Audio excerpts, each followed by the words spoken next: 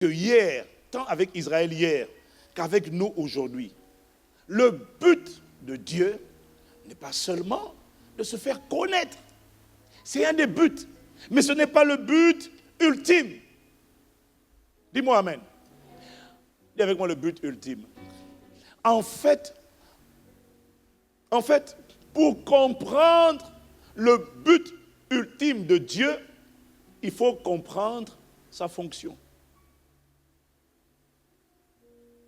Dieu est un chef d'État. Dieu est le roi, le grand roi, le plus magnifique, le roi des rois. Non, je n'ai pas entendu. Mais tu vois, quand je dis ça, tu devrais me dire amen. Je ne comprends pas. Tu ne t'es pas réveillé à 4 heures, à 3 heures. Je ne comprends pas. Tu t'es réveillé à 7 heures, tu as couru. Bienvenue, Saint-Esprit. Nous sommes dans ta présence. Vite, allons à l'église. Mais c'est ça. Alors, tu ne dis pas amen, pourquoi? C'est quoi ton problème? Dis-moi amen. Mais qu'est-ce qu'ils ont là? Je ne comprends pas.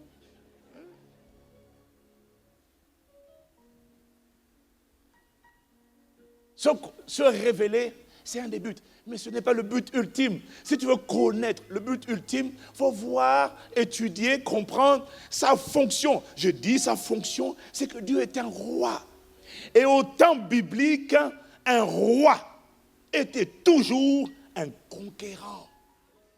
Au temps biblique, un roi était un guerrier qui menait son peuple à la bataille. Ce n'étaient pas les rois d'aujourd'hui qui sont sur un trône jusqu'à fatiguer, ils passent leur temps, on voit les gens en audience. Ce n'est pas ça dans la Bible, un roi. Un roi, c'est quelqu'un qui sera à la tête du peuple. Et quand le peuple va à la guerre, il est devant le peuple et il marche devant. Dis-moi amen. Dieu est un conquérant. Quand tu entends Dieu, roi, ne vois pas quelqu'un qui reçoit des gens en audience toute la journée. Il faut laisser ça.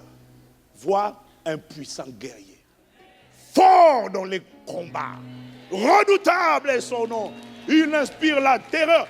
Comment peux-tu inspirer la terreur en restant sur un trône toute la journée? Non! Le Père est sur le trône, mais c'est le même Dieu. Le Père est sur le trône. Il envoie la parole, c'est le Fils qui est en train d'aller. Et c'est le Saint-Esprit qui manifeste les desseins de Dieu. Un feu vient. Mais c'est Dieu. Dis-moi amen. C'est un seul et même Dieu. Quand il parle, l'Esprit se meut sur la surface des eaux. Mais ce n'est pas un autre Dieu, c'est le même Dieu. Oh, dis-moi amen. C'est un conquérant. Et quand il est en conquête, il envoie l'Esprit. Le Saint-Esprit m'a dit de vous dire ça. Dieu est un conquérant. Ça veut dire quoi? Ça veut dire que le travail de Dieu, dis avec moi, Dieu travaille. Le travail de Dieu, c'est de faire la guerre. Mais non, mais il faut que ton intelligence s'ouvre. Le travail de Dieu, c'est la conquête. Le travail de Dieu, c'est la guerre. C'est un guerrier fort dans les combats, magnifique en sainteté, très digne de louange.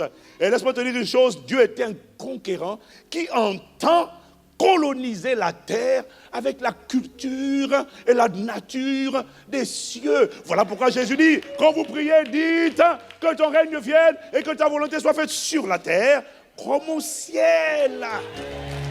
Colonise la terre. Dis-moi amen. La parole de Dieu déclare dans 1 Jean 5, verset 19. Nous savons que nous sommes de Dieu.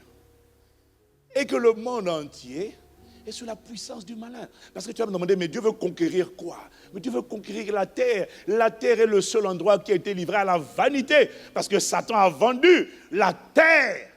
L'administration de la terre, Adam a vendu l'administration de la terre à Satan. Et depuis qu'Adam a fait ça, la Bible dit, le monde entier est sous la puissance du malin. Est-ce que quelqu'un me suit?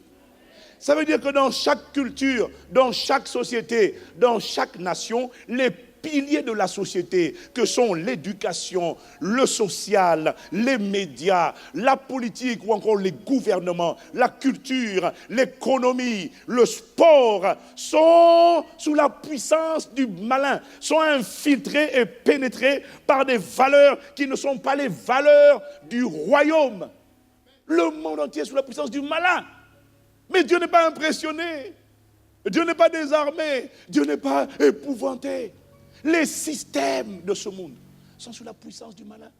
L'éducation, les lois, les valeurs qui régissent la politique sont sous la tyrannie, l'influence du malin. Est-ce que quelqu'un me suit? La culture, le sport, le bling-bling, le mondain, mais ça se voit que c'est l'influence du malin. Il n'y a pas Dieu dedans. C'est la débauche, le libertinage, les abus de toutes sortes.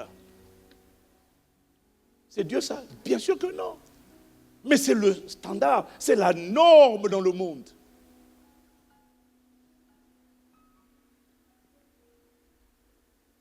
Est-ce que quelqu'un me suit?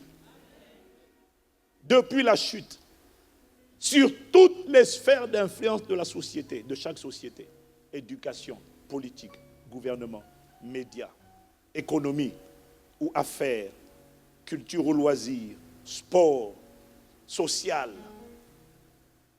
Depuis la chute d'Adam, toutes les sphères d'influence de chaque société, sur toutes les sphères d'influence sont assis ce que l'Ancien Testament appelle des géants, mais que le Nouveau Testament appelle des entités sataniques, appelées domination, autorité, prince des mondes des ténèbres, esprit méchant dans les lieux célestes. Et ces entités contrôlent le système de pensée des individus. Ils contrôlent le système de pensée des individus et ils contrôlent le système de pensée des autorités. Et le but ultime de Dieu, c'est quoi? Dieu n'est pas impressionné parce que le monde entier est sous la puissance du malin. Le but ultime de Dieu, qui est un conquérant, c'est de reconquérir. C'est-à-dire d'emmener son influence, son règne, son gouvernement, sa souveraineté dans chaque système d'influence. Et comme Dieu est esprit, alors Dieu travaille. Dis avec moi, Dieu travaille. Dieu œuvre, il est invisible, mais il travaille sur la terre à travers ses ministres, à travers des hommes et des femmes matures qui savent marcher par l'esprit. Dieu travaille à travers ce genre de personnes. C'est le travail de Dieu de reconquérir la terre, d'aller de lieu en lieu, faisant le bien. Acte 10, verset 38. Acte 10, verset 38. Vous savez comment Dieu a déversé une onction de Saint-Esprit et de puissance sur Jésus de Nazareth, qui allait de lieu en lieu en faisant le bien et en guérissant tous ceux qui sont sous la domination du diable, parce que Dieu était avec lui. Ça, c'est le travail de Dieu.